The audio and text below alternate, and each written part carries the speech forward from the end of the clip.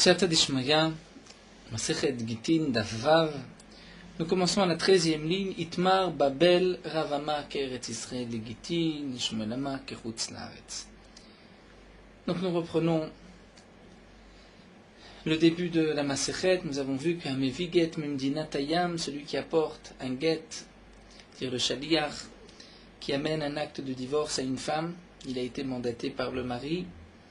Si il l'amène de Medina Tayam, des pays de derrière la mer, d'outre-mer, vers Eretz Israël, il doit dire Befanai Nirta, Befanai Nirtam, le guet a été écrit devant moi, le guet a été signé devant moi, et nous avons vu les deux explications, celle de Rabat, qu'en dehors d'Eretz Israël, les gens n'étaient pas compétents, ne savaient pas que le guet doit être écrit l'Ishma, même si par la suite ils ont appris, comme nous avons vu, mais il y avait quand même une xéra de peur que vienne un jour où les gens redeviendront ignorants.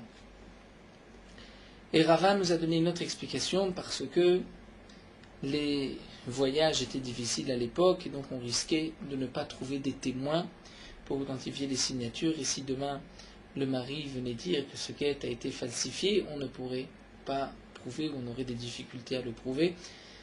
Donc c'est pour cela qu'on doit dire dès maintenant le guet a été écrit et signé devant moi.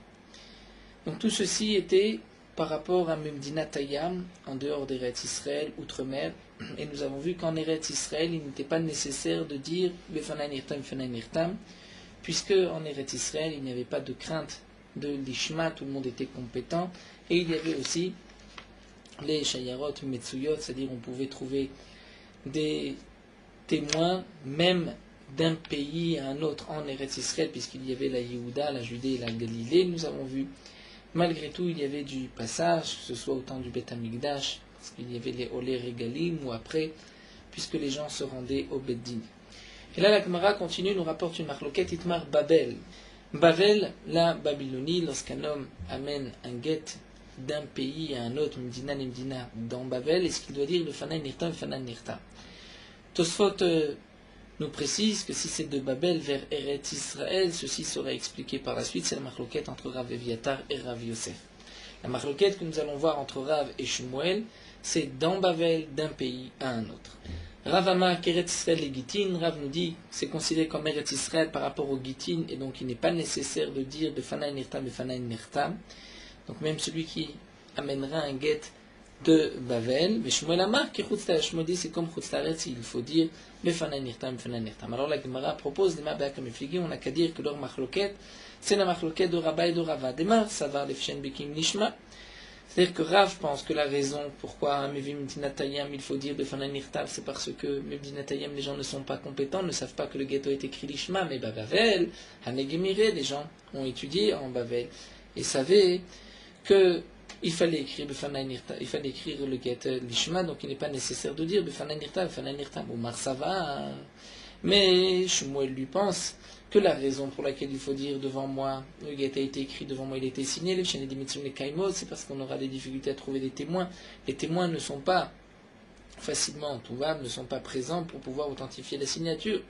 Et donc même de Bavel, l'oshriché, ce n'est pas shechiyar. Les gens ne venaient pas de Babel vers Eretz Israël et donc il était difficile de pouvoir authentifier le shtar. Donc c'est pour cela que d'après Shmuel il faut dire Befanai Nirtam, Befanai Nirtam. Mais la Gemara poursuit et Tisbera. Est-ce que tu penses ainsi? Tu penses que Rav peut lui penser comme Rabat et donc ce n'est pas nécessaire de dire Befanai Nirtam, Befanai Nirtam parce que toute la raison est l'Ishma et là-bas ils sont compétents, ils savent que le guet doit être écrit l'Ishma, mais n'oublions pas que Rabat est d'accord avec Rava. Lorsqu'il n'y a pas la raison de l'Ishma, mais il y a quand même la raison des Dimetsune Kaimo, Harava Itlede Rava. Si c'est ainsi, donc Rav, même si Rav pense comme Rabat, de Babel, il faut dire Befanai Nirtam, Befanai Nirtam. Et là, l'Agma reprend des Kulal Maben les Kaimo. En vérité, tout le monde est d'accord qu'il faut les Kaimo, il faut donc pouvoir aujourd'hui dire Befanai Nirtam, Befanai Nirtam pour éviter demain de chercher à authentifier le shtar. Mais Rav, ça va, Rav pense qu'il va dire étant donné qu'en Babel, il y avait des yeshivot qui étaient installés, Rachid nous dit une à Soura, une à Narda, et que les élèves allaient d'un endroit à l'autre, et des autres villes aussi de Babel vers ces yeshivot.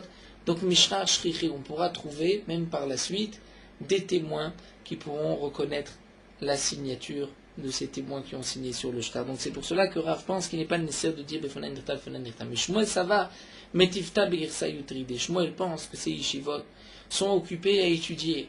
Et donc, les élèves qui se trouvent là-bas n'ont pas le temps de regarder, de connaître les signatures pour pouvoir ensuite témoigner, dire je reconnais la signature d'un tel ou d'un tel.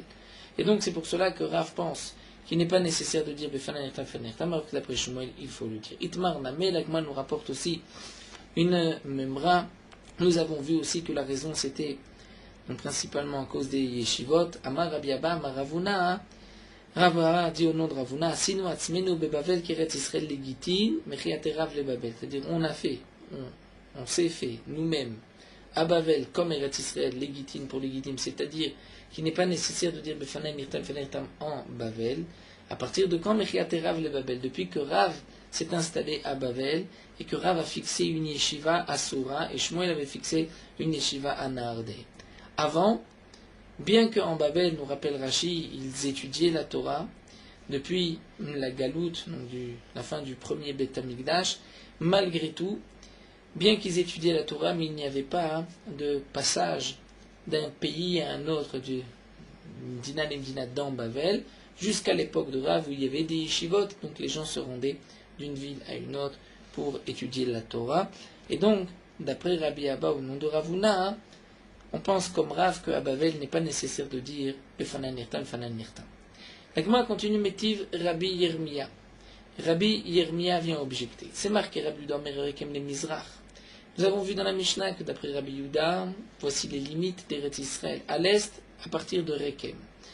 Et vers l'est, vers l'est jusqu'à la fin du monde, si on peut dire, Atzof Haolam, c'est considéré comme Chutz Laaretz et il faut dire, c'est Medinat Haim, il faut dire Befanan Nirtam, Befanan Nirtam. Rekem, et elle-même, cette ville qui est Mizrach comme l'Est, et donc il faut dire Befanan Nirtam, Befanan Nirtam. Mais Ashkelon, les Darom, à partir de Ashkelon au sud. Et Ashkelon, c'est comme le Darom, il faut dire Befanan Nirtam, Befanan Nirtam. Mais Akko, le Tzafon, de Akko au nord. Vers Akko, Ketzafon, Akko, c'est aussi comme le nord.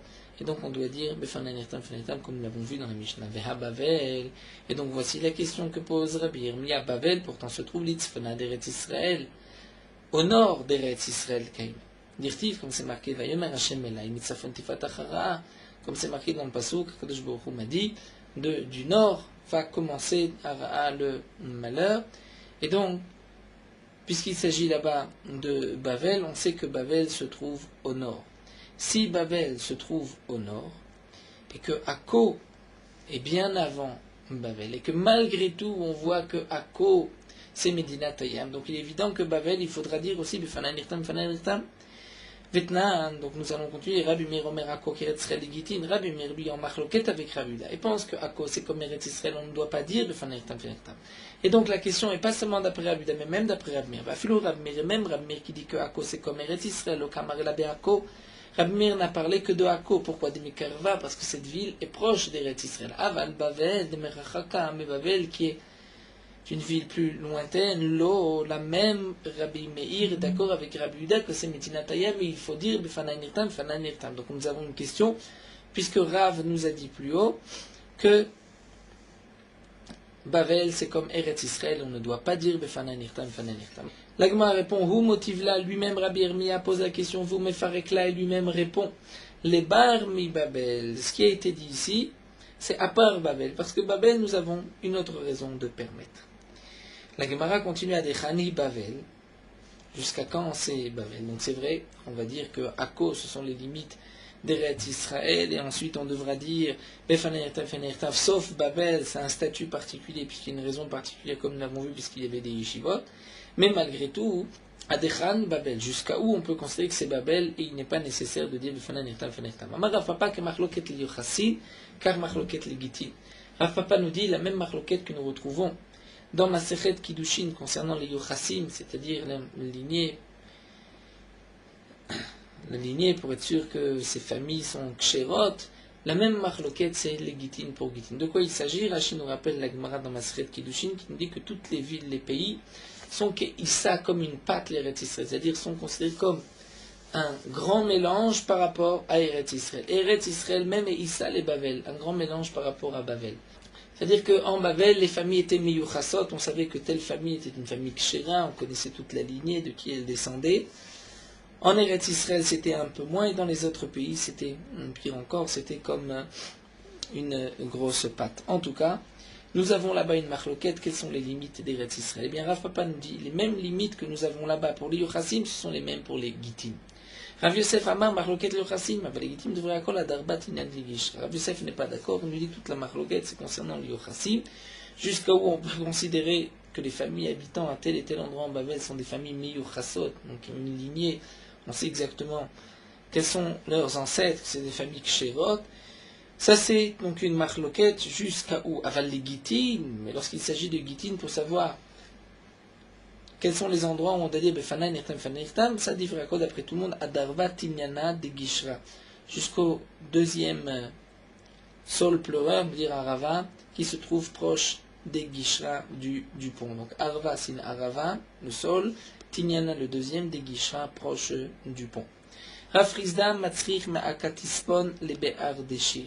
La Gemara nous dit que Rafrizda lui exige de dire Befanirtam Fanirtam lorsqu'on amène un guet de Akatispon à cet endroit Be'ar Deshir. Ou mi Be'ar Deshir l'Akatispon lo Matzrich. Mais si on amenait un guet de Be'ar Deshir vers la ville de Akatispon, là il n'exigeait pas de dire Befanirtam Fanirtam. Quelle est la différence? La Gemara dit Makasava l'Afshen Bekim Nishma. On n'a qu'à expliquer que d'après Rafrizda, toute la raison, c'est parce que Enbekim Nishma, les gens n'étaient pas compétents. Et donc, dans cette ville de Akatispon, les gens n'étaient pas compétents. Donc, si on amène un guet de là-bas, il faut dire Befanirtam, mais de Ardeshir, les gens connaissaient. Donc, si on amène un guet de Ardeshir à Akatispon, ce n'est pas nécessaire. Shen Bekim Vahane Gemire, alors qu'ici, Hane, cela Gemire, ils ont appris. Ceux de Ardeshir, Be'ardeshir, connaissaient qu'il fallait écrire l'Ishma.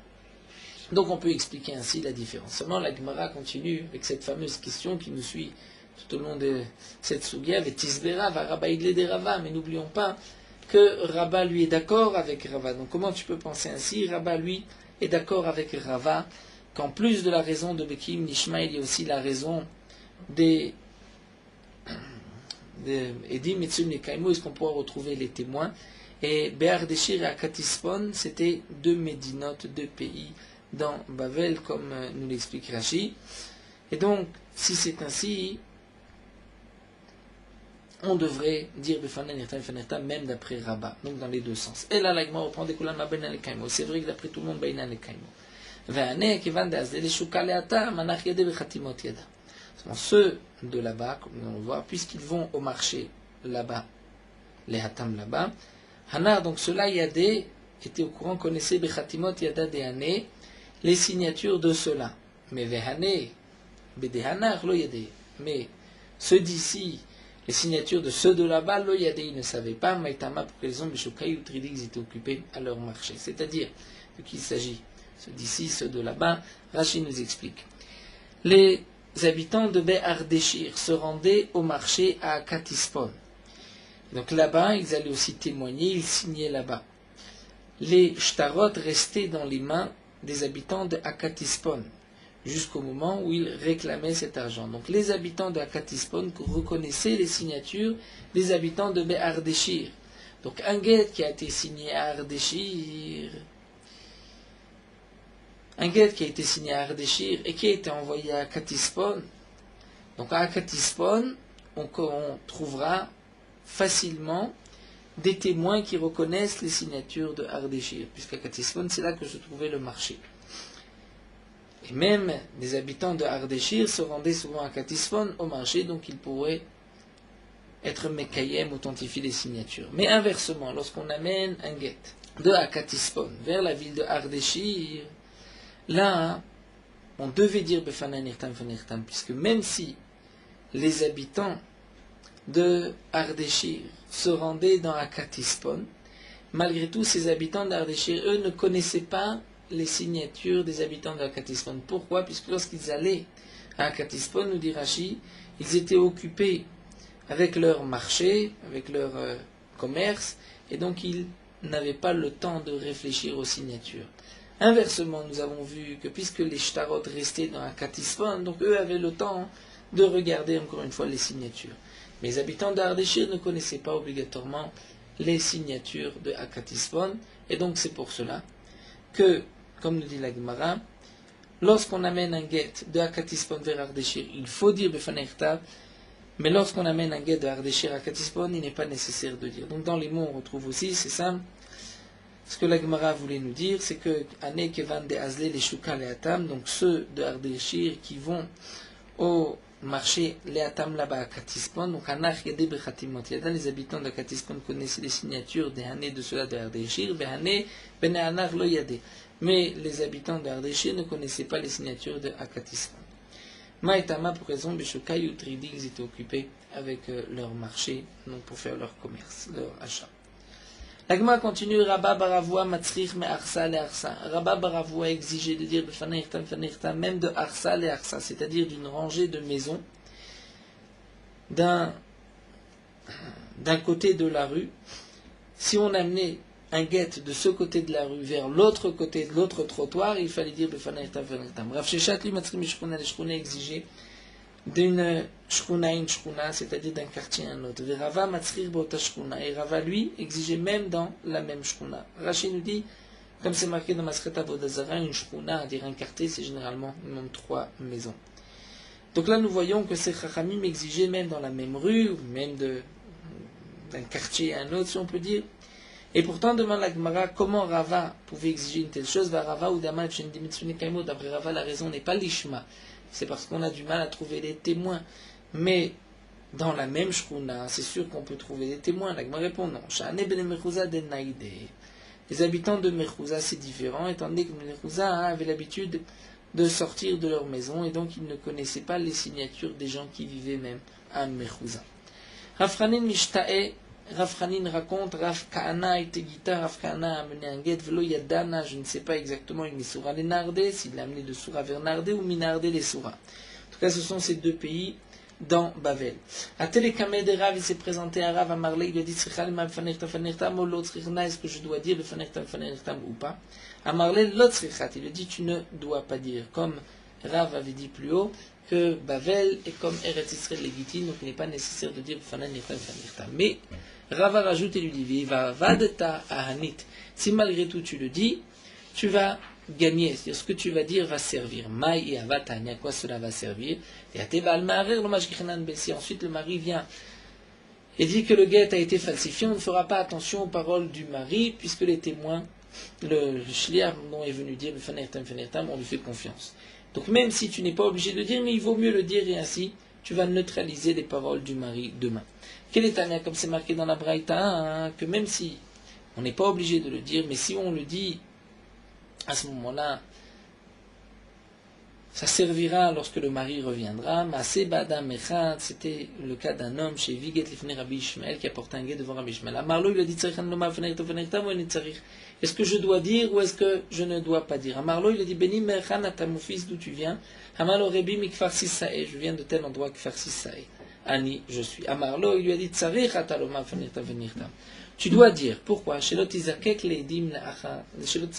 Pour ne pas que cette femme ait besoin demain de rechercher des témoins. C'est-à-dire que, ici, Rabbi Ishmael a répondu, en vérité, tu n'as pas besoin de dire, mais malgré tout, il vaut mieux que tu dises Befanirtam Venirtam, comme ça demain, si le mari vient réclamer, vient dire que ce guet a été falsifié, nous avons tes paroles qui vont contrer celles du mari.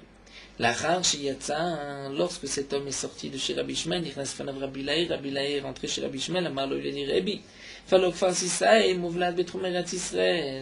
comment se fait-il que tu exigeais de dire Befanirtam? Pourtant, Kfar Sisae est avalé dans les limites d'Eretz Israël, comme nous avons vu. Lorsque nous avons une ville qui sort un peu plus à l'est d'un côté et de l'autre, et qu'il y a dans ce creux qui n'est pas d'Eretz Israël, mais il y a une ville, cette Sien Mouvlat d'Avalé fait partie. Si on devait tracer une ligne d'un trou en haut, d'un trou en bas, cette ville ferait partie du trou.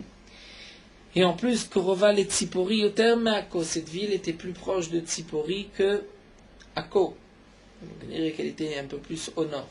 Vetnan, nous avons vu que Rabbi Meir Omer Akko qui est Israël des Gitin. Rabbi Meir dit que Akko est comme Eretz Israël pour les Gitin. Et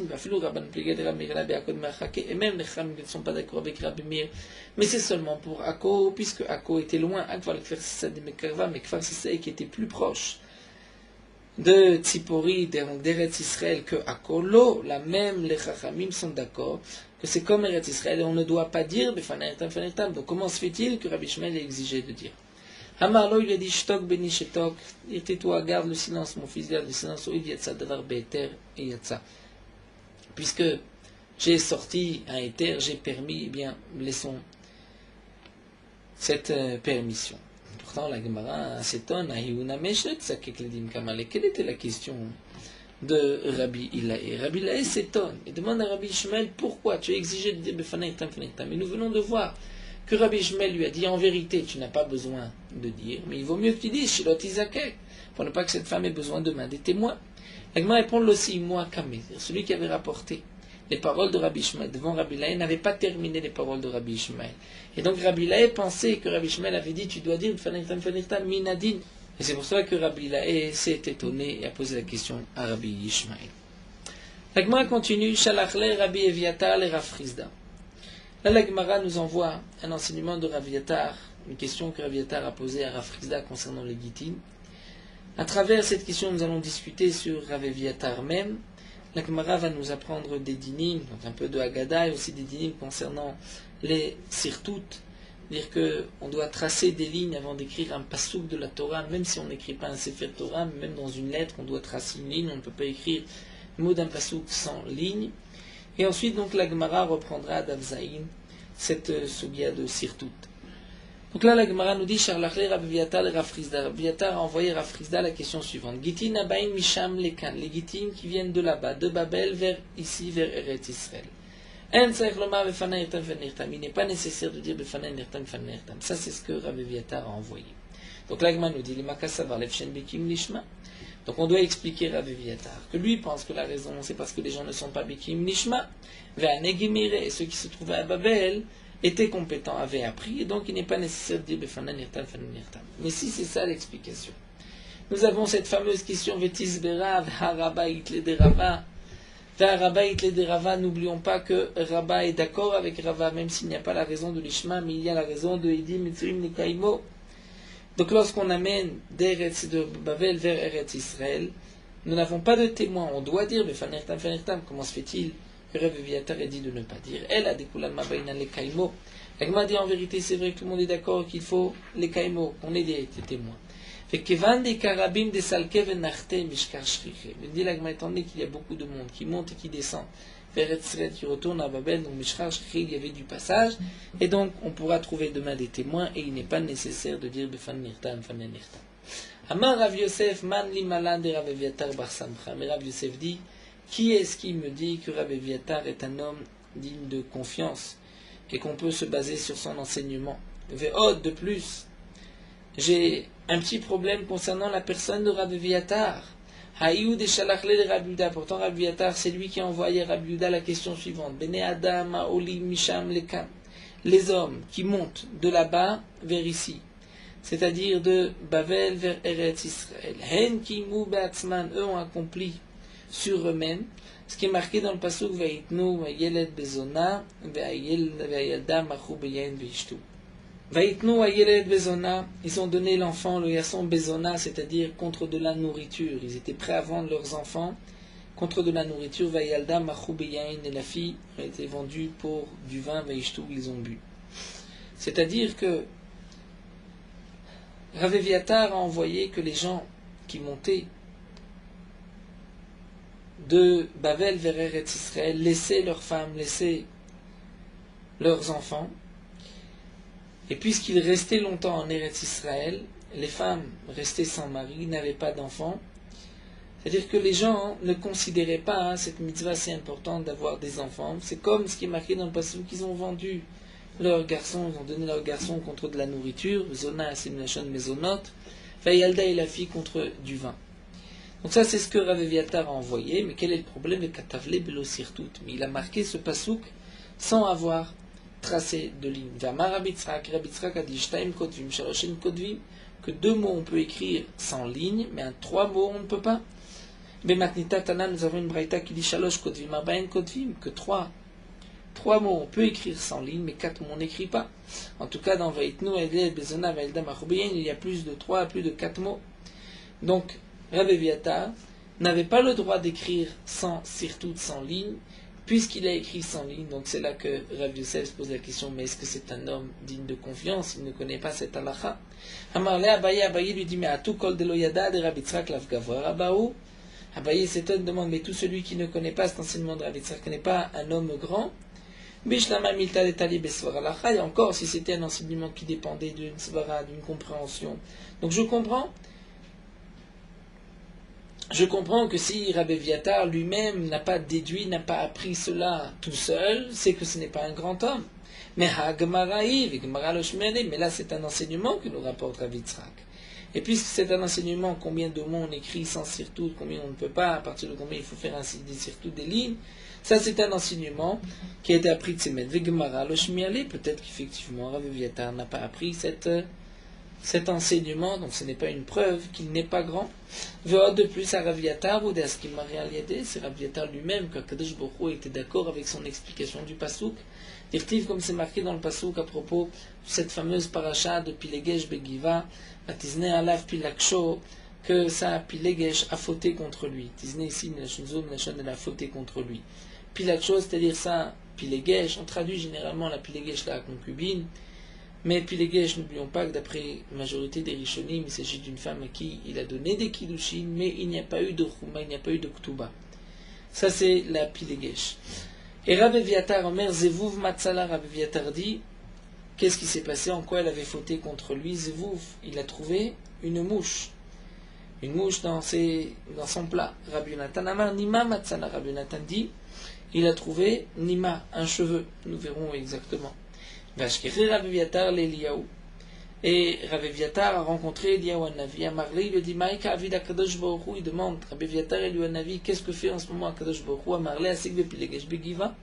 Il est en train d'étudier la Suga de Pilegesh Begiva, de cette Pilegesh Agiva. Nous connaissons l'histoire de l'époque où les hommes ont fauté avec cette Pilegesh. Ensuite, les Bnei Israël sont venus attaquer le Shevet Binyamin et des milliers du Shevet Binyamin sont morts. Umaïka Amar, qu'est-ce que Akadosh Baruch Hu a dit à Marley? Il lui dit, Eliyahu Hanavi répond, voici ce que Akadosh Baruch Hu a dit. Eviatar beni Karu Omer et Yonatan beni Karu Omer. Eviatar, mon fils, dit ainsi, et Yonatan dit ainsi. Amarley, Rabbi Eviatar s'étonne, Chaz v'shalom, Mikas feka kamishmaya, Chaz v'shalom, est-ce qu'il y a un doute dans le ciel? Encore nous, on peut être en marloquet, mais dans le ciel, on sait ce qui s'était passé à l'époque de Pilegesh Begiva. Amarley, il lui a répondu, voici la réponse de Eliyahu Hanavi, Elova Elu Divrei Elokim Chaim. En vérité, tous les deux, ce que vous dites, ce sont les paroles du Dieu vivant, c'est-à-dire tout ce que vous dites, c'est vrai. Zbouv Matzah Velo Ikpid, il avait trouvé effectivement une mouche, Velo Ikpid, mais il a dit, il ne s'est pas mis en colère pour cela. Mais Nima Matzah Vikpid, lorsqu'il a trouvé un cheveu, là il a été Makpid. En tout cas, nous voyons ici la grandeur de Rabbi Eviatar. C'est que Akadosh Baruch Hu a été d'accord avec Rabbi Eviatar, puisqu'il rapporte, voici ce que Eviatar, mon fils, a dit. Donc tout cela pour montrer que Rabbi Eviatar était un grand homme et qu'on peut faire confiance à son enseignement, même si il a écrit sans sirtout, ici la Gemara dit, mais peut-être qu'il ne connaissait pas cet enseignement. La Gemara continue, va nous expliquer de quoi il s'agit, de ce cheveu, de cette mouche dans Pilegesh Begiva. Amar Rabbi Yuda Zvouv Bakara Venima Beotomakom. Rabbi Yuda nous dit, de Zvouv, la mouche, il l'a trouvé Bakara dans son plat. Et donc c'est pour cela qu'il s'est mis en colère. Pourquoi elle a fait tomber une mouche? Venima Beotomakom. Et Nima, le cheveu, c'était Beotomakom, un endroit de la herva. C'est-à-dire que Rachid nous explique qu'à l'époque, les femmes avaient l'habitude d'enlever les poils autour de la herva, afin qu'au moment du tashmish, de l'acte, le poil ne s'entoure pas autour du membre qui risquerait de rendre l'homme croûte choufra, de le blesser et de le rendre par la suite stérile, dans l'impossibilité d'avoir des enfants aussi. Le guide venait à se déchirer, à s'ouvrir. Et donc, cette femme, cette Pilegesh, avait laissé un cheveu qu'il avait donc mis en danger, et c'est pour cela qu'il a été makpid. Ça c'est l'explication de Rabbi Yehuda.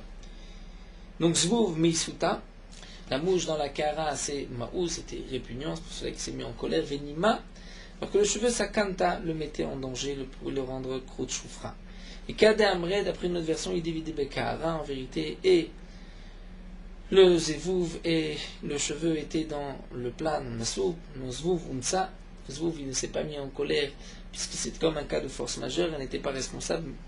Mais Nima, le cheveu Pshiuta, là c'était une négligence, il aurait dû faire attention qu'un cheveu ne tombe pas dans le plat. Donc en tout cas, Agmara nous explique, on voit que dans ce maasé de Pilegesh Begiva, il y a eu d'abord un Zvouv et aussi Nima, et il s'est mis en colère à cause du Nima, c'est ainsi qu'il a renvoyé ça à Pilegesh, et c'est donc la marloquette de Rabbi Yatar et Rabbi Nathan, et tous les deux disent la vérité. La Gemara nous continue, nous enseigne Amara Frizda, Leolam Aliatim Adam et Mayetera Betor Beto. Un homme doit faire attention de ne pas mettre une crainte Yetera supplémentaire, dire trop fort, de ne pas Betor Beto dans sa maison, que ne règne pas la crainte, la peur, ne doit pas être trop autoritaire. Pourquoi Share Pilegesh Begiva est-il Alea Baala Ema? Puisque dans la Pilegesh Begiva, elle a eu peur de son mari, Tilal Ema Yetera, et donc il a renvoyé, nous connaissons tout le maasé qui s'est passé avec cette Pilegesh, et Besov, Pila Kama Revavot Israël, mais de dizaines de milliers des Béné Israël sont morts, entre autres le chevet de Binyamin. Tout ça à cause d'une Ema Yetera, d'une peur, crainte que le mari avait imposée dans la maison. Amar Abuda, Amarav, Rabudan Dionosion, Nodraf, Klamatil Ema Yetera Betor Beto, Sofu Balide Shalosh Averot. Celui qui met la crainte, une crainte trop forte dans sa maison, en fin de compte, il arrivera aux 3 averot. De Gilou Yarayot, Shfichou Damim Chilul Shabbat. Comment ça, Rachel nous explique Gilou Yarayot. C'est lorsqu'arrive le moment de la tfila, s'il fait froid et que sa femme a peur de dire je n'ai pas été au mikvé, elle risque de voter avec lui, même lorsqu'elle est nida. Tout cela parce qu'elle a peur de son mari.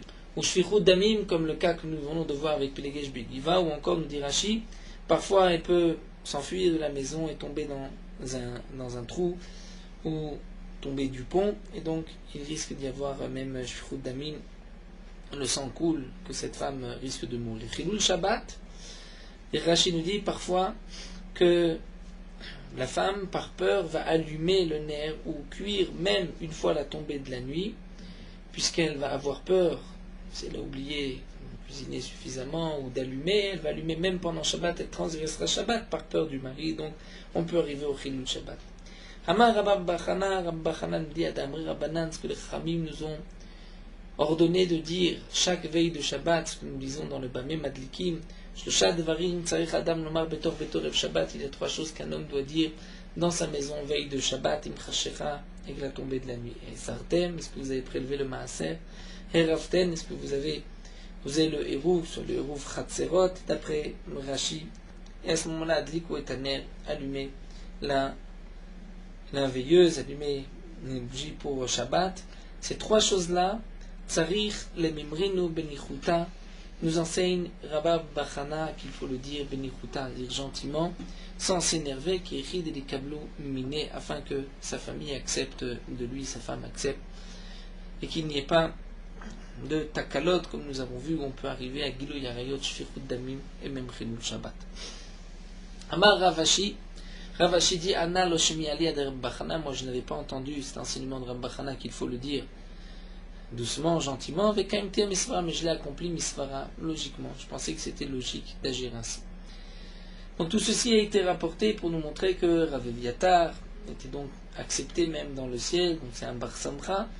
Et même si Rabbi Yatar s'est trompé, n'a pas écrit Belo Sirtout, malgré tout, son enseignement peut être gardé, qu'un guet qui a été amené de Babel vers ici, il n'est pas nécessaire de dire Befananirtam, Fananirtam.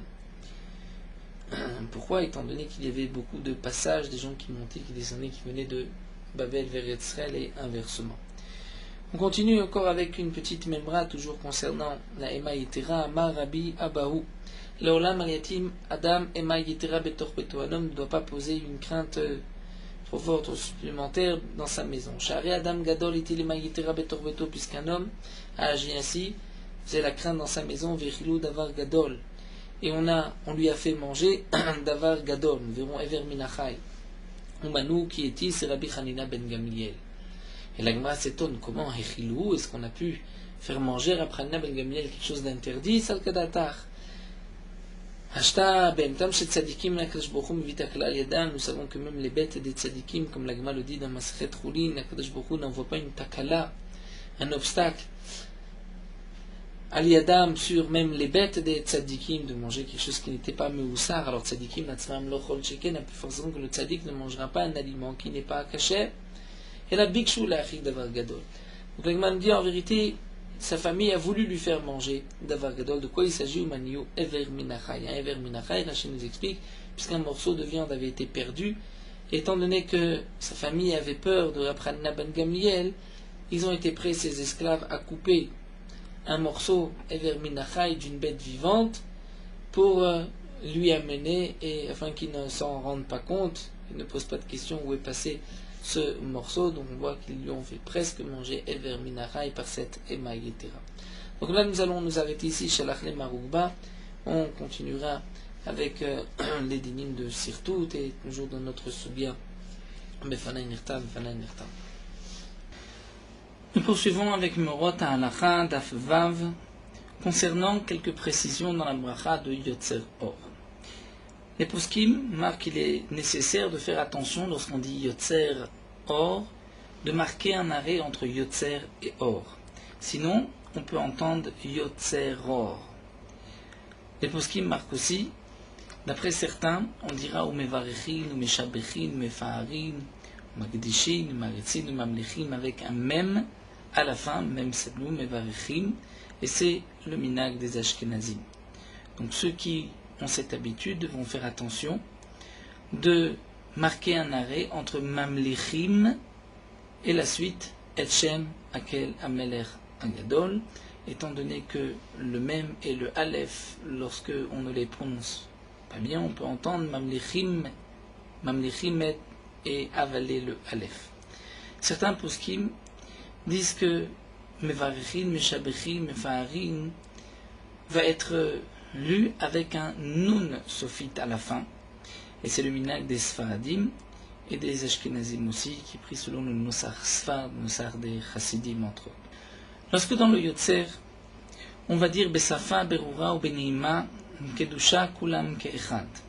Donc là nous avons deux avis, comment prononcer ou marquer l'arrêt. Est-ce que c'est entre Beneima et Kedusha qu'on marque un arrêt ou c'est après Kedusha? Donc d'après certains, on devra marquer un arrêt après ou Beneima, entre Beneima et Kedusha, puisque l'intention de cette tefila c'est de dire Besafa, Berura ou Beneima, Kulam Kechad, Onim, Be'ema, c'est-à-dire la Kedusha, Kedusha Kulam Kechad, c'est-à-dire avec un langage clair et agréable, la Kedusha, Kulam Kechad, ils vont tous la répondre, mentionner Be'ema avec crainte. Donc la Kedusha suit avec donc le Kulam Kechad Onim Be'ema. Mais d'après certains, comme c'est rapporté dans le Bet Yosef, de Chotraim, certains ont l'habitude de dire Besafa Berura ou Beneima, et non pas Kedusha, mais Kedosha, ou Beneima Kedosha, et ensuite Kulam Kechad Onim Be'ema Vumrim Be'ira, donc l'interruption se fera entre Kedosha et Kulam. Ce sont deux nosraot, deux possibilités. Laquelle Baruch Nimot Itenu, le mot laquelle est prononcé avec un kamatz sous le lamed, c'est-à-dire laquelle, c'est-à-dire au roi, la Melech, Hayadoua Shu Baruch, c'est-à-dire au roi connu, qui est béni. Laquelle Baruch, auquel qui est Baruch Nimotitenu. Lorsqu'on dit la Melech Kel Chai Vekayam, là on dira la Melech avec un patach. Et au nom du Harizal, d'après le Harizal, on doit dire la Melech avec un kamatz. Lorsqu'on dit Baal Milchamot, il faut faire attention de bien prononcer le Aïn, Baal Milchamot, pour ne pas entendre, au contraire, Baal Milchamot, comme si Akadosh Baruch Hu ne pouvait pas faire de guerre. Au contraire, Baal Milchamot, c'est celui qui est capable de faire des guerres. Avant de terminer la première bénédiction, Yotzer HaMeorot, les Ashkenazim ont l'habitude de dire Ochadash al Tzion Ta'ir, et le Rosh explique, puisque cette louange, ce chevar que nous louons à Akadosh Baruch Hu, Yotzer Or, c'est le Or des 6 jours. Ce Or des 6 jours que le monde n'a pas mérité, que Akadosh Baruch Hu a gardé pour les tzadikim l'Atid Lavo. Donc c'est pour cela qu'à la fin, on va mentionner Or Hadash al Tzion Ta'ir, une nouvelle lumière sur Tzion Ta'ir, tu vas éclairer. Donc ça c'est cette lumière qui est gardée l'Atid Lavo. Le minag des Sfaradim est de ne pas dire le Or Hadash, d'après ce qu'explique Rashi, que la bracha de Yotzer Or, ce n'est pas sur la lumière de la création, mais c'est sur la lumière qui se renouvelle tous les jours. Et donc, il n'y a pas lieu de terminer par Or Hadash al Tzion Ta'ir, d'après Rashi.